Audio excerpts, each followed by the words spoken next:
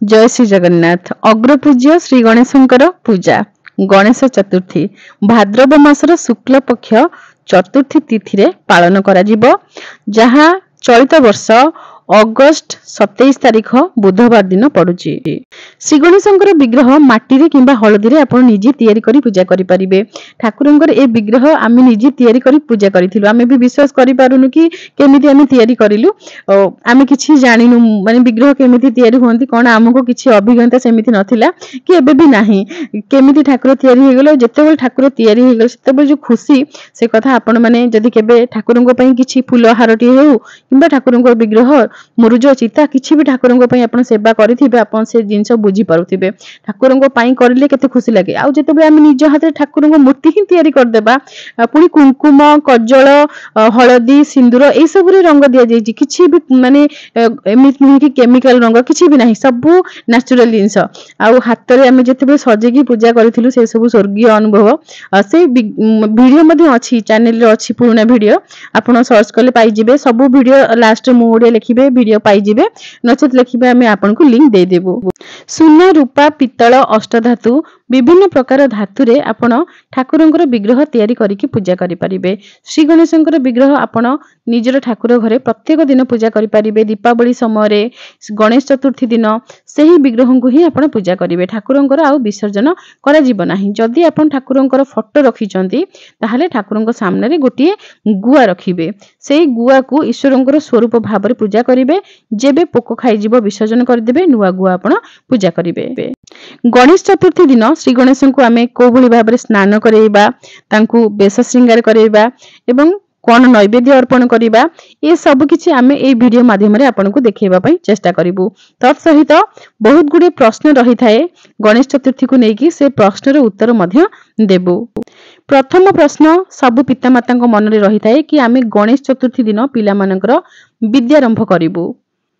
आमे किंतु आपन को कहिबु आपन गणेश चतुर्थी रे पिला मानकर विद्यारंभ करंतु नाही।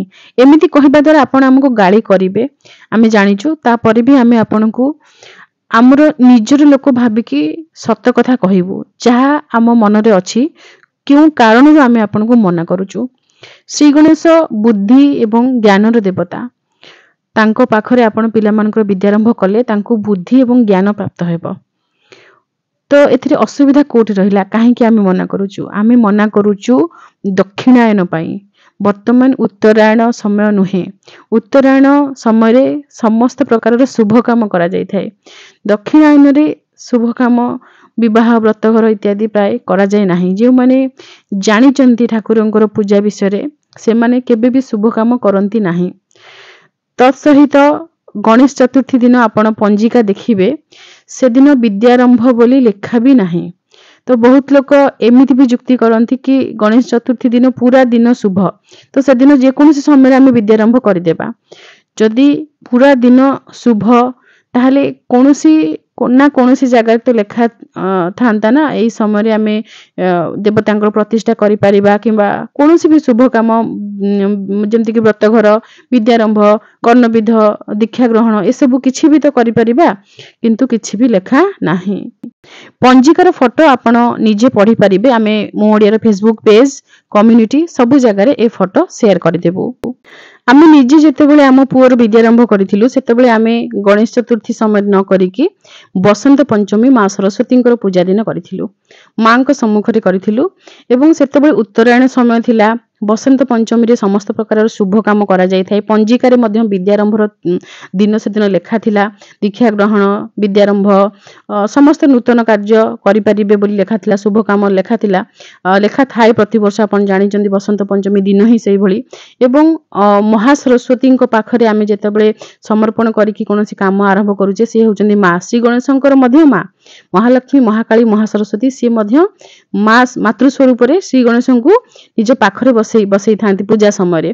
तेणु सी श्री गणेशंकर मध्य मां तेणु मां तो समस्तंकर मां जगत जननी से।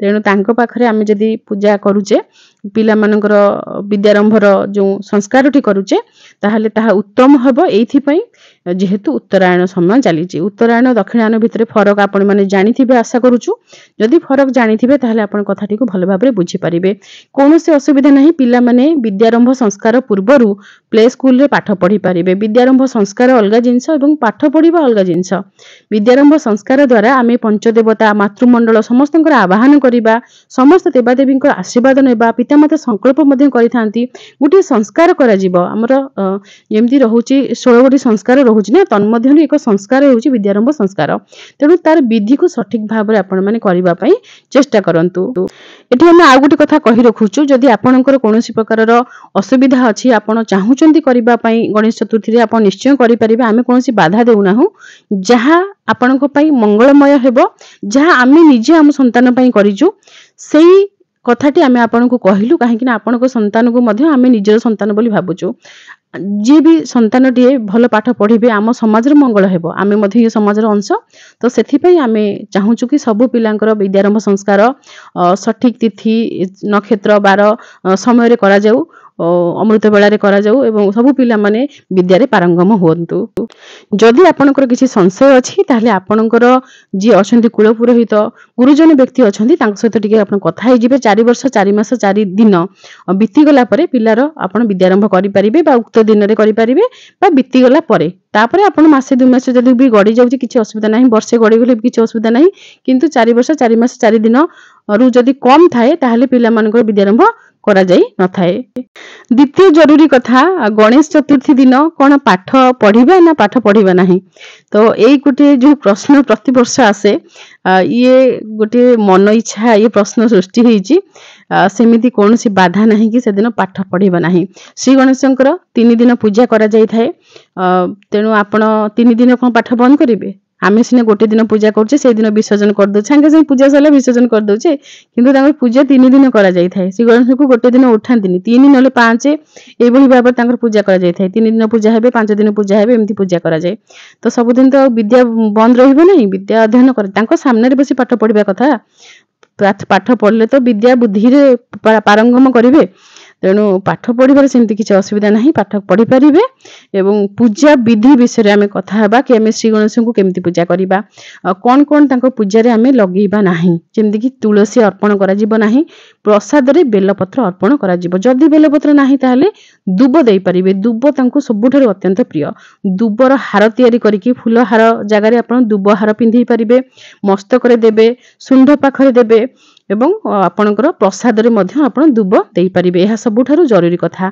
सब प्रकार फूल तांको आपण अर्पण करि परिबे फूल रे कोनोसी जिंसर बारण नाही बास्ना युक्त दुर्लभा पत्र समी पत्र मध्य श्री गणेश को आपण अर्पण करि परिबे श्री गणेश को हळदी अत्यंत प्रिय हळदी रु ही तांको शरीर सृष्टि तेणु हळदी चंदन एवं सिंदूर रे तांको बेस श्रृंगार करि देबे तांकर अभिषेक करिबा समय रे आपण पंचामृत एवं बासजल सहित हळदी पानी रे मध्य तांको आपण स्नान करै देई परिबे जेमिति आपण देवी को स्नान करांती जेहेतु तांको हळदी प्रिय तेणु हळदी पानी रे तांको आपण स्नान करै देई परिबे हळदी चंदन सिंदूर रे बेस करैबा सहित आखि रे तांकर कज्जल निश्चय लगै देबे श्री गणेशंकर 3 गोटी नेत्र रहिछि जदि कोनोसी देवादेवींकर 3 नेत्र रहिछि ताहले ऊर्ध्व नेत्र रे प्रथमे कज्जल लगै देबे जदि श्री गणेशंकर विग्रह नाहंती आपण फोटो सामने रे गुआ रखी पूजा किपरि करिवे ताहा हमें वीडियो रे आगो को आपनको देखै देबु नचेत आपण घट बसै की मध्य पूजा करि परिबे जेमिति कलश बसांती जदि घट बसै की आपण पूजा करिवे घट रे एई भली भाबरे आपण स्वस्तिक लिखिबे स्वस्तिकर दुई पार्श्व रे 4 गोटी एई भली गार रहिबो एई 4 गार रे श्री गणेश मध्य रे रहिले स्वस्तिकरे एवं 2 पत्नी 2 पुत्र उभय परिवार सहित विराजमान करिथांती तेणु एई भली स्वस्तिक आपण निज दुकान रे पूजा करबा समय दुकान पूजा भी बहुत लोग करंती गणेश चतुर्थी रे तो सेठी मध्ये आपण एई भली भाबे स्वस्तिक लिखि परिबे एवं निज घरे स्वगृह रे कोनोसी कांथ बा कबाट रे आपण स्वस्तिक एई भली भाबे लिखि परिबे जदि कलश बा घट बसौचंती ताले कलश रे बा घट रे एई भली भाबे आपण स्वस्तिक लिखिबे जहा द्वारा श्री गणेश निज परिवार सहित एही स्वस्तिक रे विराजमान करिवे कुशरे स्पर्श करिकि ठाकुरंकर गायत्री किंबा नाम मंत्र को 5 थर 7 थर 21 थर पाठ करिकि श्री गणेश को आपण आवाहन करिवे जय श्री गणेश जय श्री गणेश जय श्री गणेश कहि परिबे नचेत आपण ଶ୍ରୀ ଗଣେଶଙ୍କର ମନ୍ତ୍ର ପାଠ କରିବେ। ବକ୍ରତୁଣ୍ଡ ମହାକାୟ ସୂର୍ଯ୍ୟକୋଟି ସମପ୍ରଭଂ ନିର୍ବିଘ୍ନଂ କୁରୁ ମେ ଦେବ ସର୍ବ କାର୍ଯ୍ୟେଷୁ ସର୍ବଦା। ଶ୍ରୀମାନ ମହାଗଣାଧିପତୟ ନମଃ ବକ୍ରତୁଣ୍ଡାୟ ନମଃ ବିଘ୍ନ ବିନାଶାୟ ନମଃ। ଏଇଭଳି ଭାବରେ ଠାକୁରଙ୍କର ନାମକୁ ଆପଣ ସ୍ମରଣ କରିବେ ବା ନାମ ମନ୍ତ୍ରରେ ଆପଣ ପୂଜା କରିବେ। ଶୁଭ ଦିନ ଯେହେତୁ ଅଛି, ଯଦି ସୁବିଧା ଅଛି ଆପଣ ପୂଜା ସ୍ଥାନରେ ବା ଆପଣଙ୍କର ଘରର ସମ୍ମୁଖରେ କଦଳୀ ଗଛ ଲଗେଇ ପାରିବେ। ଠାକୁର ଘରର କବାଟରେ ଏଠି ଆମେ ସ୍ୱସ୍ତିକ ଲେଖିଛୁ, ସେ ଫଟୋଟିକୁ ଆମେ ଆପଣଙ୍କୁ ଦେଖେଇ ଦେଇଛୁ। ଯଦି ଆପଣଙ୍କର କୌଣସି କବାଟରେ ସୁବିଧା ଅଛି କିମ୍ବା କୌଣସି କାନ୍ଥରେ ସୁବିଧା ଅଛି, ଗଣେଶ ଚତୁର୍ଥୀ ଦିନ ଆପଣ ସିନ୍ଦୁରକୁ ଘିଅରେ ଗୋଳିକି ଏଇଭଳି ଭାବରେ ସ୍ୱସ୍ତିକ ଲେଖିବେ। ଶ୍ରୀ ଗଣେଶ ବିଘ୍ନ ବିନାଶକ, ତେଣୁ ବହୁତ ଲୋକ ନିଜ ଗେଟ୍ ପାଖରେ ଠାକୁରଙ୍କର ବିଗ୍ରହ ବର୍ତ୍ତମାନ ପ୍ରତିଷ୍ଠା କରୁଛନ୍ତି, କିନ୍ତୁ ପୂର୍ବରୁ ଏ ବିଧି ନଥିଲା। ଏ ବିଧି ସମ୍ପୂର୍ଣ୍ଣ ଭାବରେ ଅନୁଚିତ, ଯେହେତୁ ପଞ୍ଚଦେବତାଙ୍କ ମଧ୍ୟରେ ଅନ୍ୟତମ ଶ୍ରୀ ଗଣେଶ ଏବଂ ଅଗ୍ରପୂଜ୍ୟ, ତେଣୁ ତାଙ୍କର ବିଗ୍ରହ ଆପଣ ନିଜ ଘର ବାହାରେ ରଖନ୍ତୁ ନାହିଁ। ଗେଟ୍ ପାଖରେ ଗେଟ୍ ଜଗୁଆଳି ଭାବରେ ତାଙ୍କୁ ଆପଣ ବସାନ୍ତୁ ନାହିଁ। ଏହା ଗୋଟିଏ ଅଶୋଭନୀୟ ଜିନିଷ ଏବଂ ଆମ ସଂସ୍କୃତି ପରମ୍ପରା ଆମ ଧର୍ମ ତାର ବିରୋଧୀ ମଧ୍ୟ।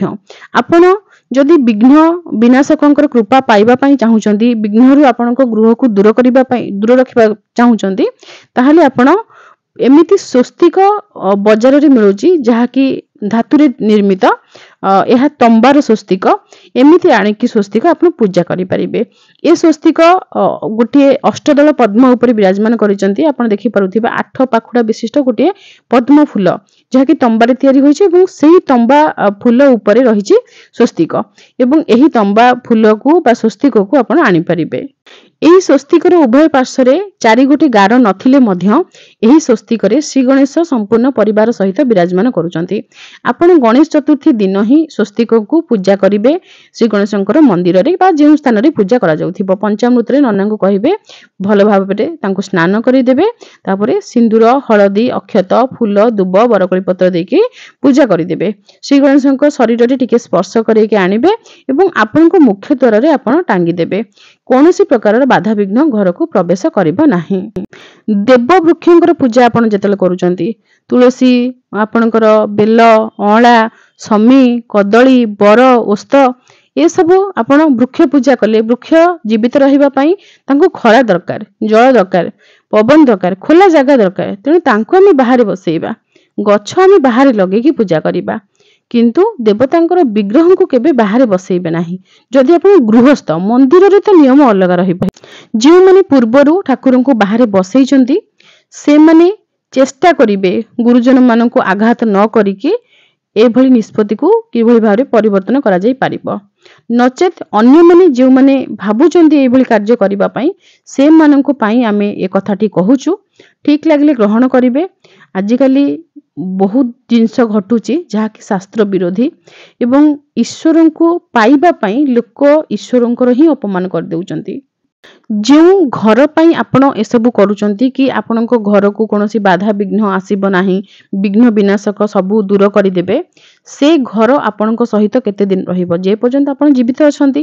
ଯେଉଁଦିନ ଆପଣ ମୃତ୍ୟୁବରଣ କରିବେ ସେ ସମୟରେ ଆପଣଙ୍କ ସହିତ ଆପଣଙ୍କ ଘର ନଥିବ, କିନ୍ତୁ ଈଶ୍ୱର ଆପଣ ଜୀବିତ ଥିବା ସମୟରେ ଆପଣଙ୍କ ସହିତ, ଆପଣଙ୍କର ମୃତ୍ୟୁ ପରେ ମଧ୍ୟ ଆପଣଙ୍କ ସହିତ ରହିଛନ୍ତି। ତେଣୁ ଈଶ୍ୱରଙ୍କର ଅପମାନ କରିକି କିମ୍ବା ତାଙ୍କୁ କୌଣସି ପ୍ରକାରର ଯେମିତି କୌଣସି ପ୍ରକାର ଭୁଲ ଜିନିଷ ଆପଣଙ୍କ ଦ୍ୱାରା ନ ହେଉ ଈଶ୍ୱରଙ୍କ ପ୍ରତି, ସେଥିପ୍ରତି ଆପଣଙ୍କୁ ଧ୍ୟାନ ରଖିବାକୁ ପଡ଼ିବ। ଯଦି ଧ୍ୟାନ ନ ରଖିବେ ତାହେଲେ ପରିସ୍ଥିତି ବଡ଼ ଭୟଙ୍କର ହେବ। ଆପଣ ଈଶ୍ୱର ଦ୍ରୋହୀ ହୋଇଯିବେ।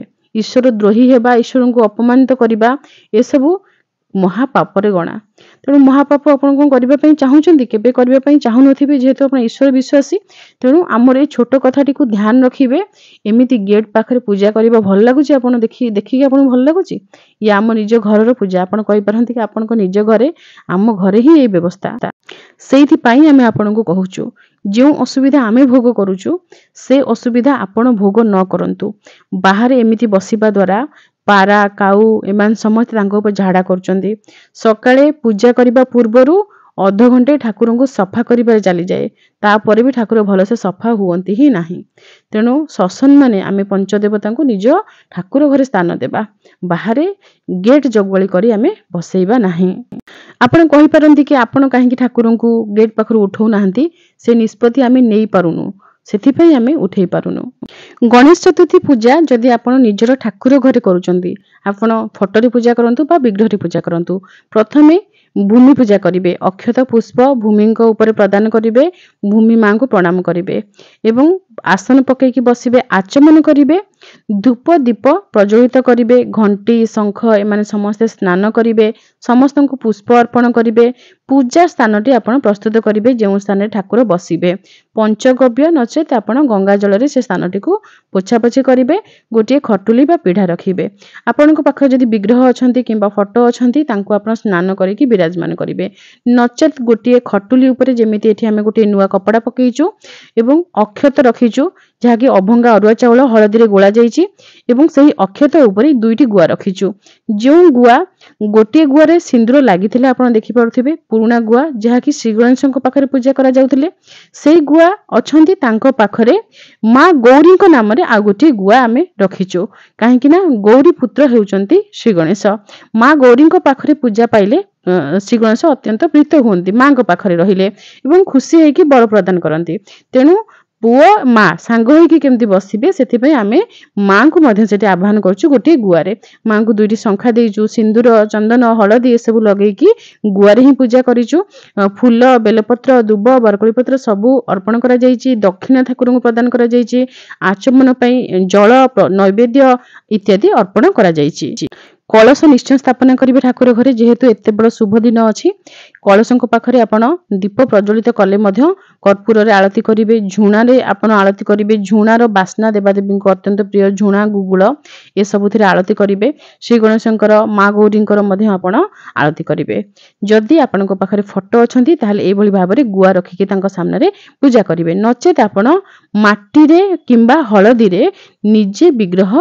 तैयारी करिकि मध्य पूजा करि परिबे मां गौरी को आपण प्रणाम करिवे मां महागौरी नमः एवं श्री गणेश को श्री गणेशाय नमः एई भली भाबरे नाम मंत्र रे आपण पूजा करिवे महिला माने जेहेतु तांकर उपनयन संस्कार करा जाय नथाय से माने प्रणव किंबा कोनोसी मंत्र रो उच्चारण करिवे नाही श्री गणेशंकर आरती करबा समय आपण कोन बोली के आरती करिवे से फोटो आमे कम्युनिटी रे आपन को पई शेयर करि देबो आपण ताको स्क्रीनशॉट नेकी रखि परिबे रक्षा सूत्र ठाकुरंको पाखरे पूजा करिवे जेउ माने व्रत करिसंती से विद्यार्थी होंतु बा अन्य माने समस्त हाथ रे रक्षा सूत्र बांधिबे निजर लेखनी पूजा करा जाय ठाकुरंको पाखरे वर्तमान तो पेन पेंसिल लिखुचंती तो से सब आपण मध्य ठाकुरंको पाखरे पूजा करि परिबे श्री गणेशंकर बाहन मूषिकंको मध्य गोटे वस्त्र देबे एवं चंदन सिंदूर हळदी तांको मथारे लगेई देबे एवं भोग लडुटी मध्य तांको देबे पूर्वरु आमे कहिचु 3 दिन किंबा 5 दिन श्री गणेशंकर पूजा करा जाय थाए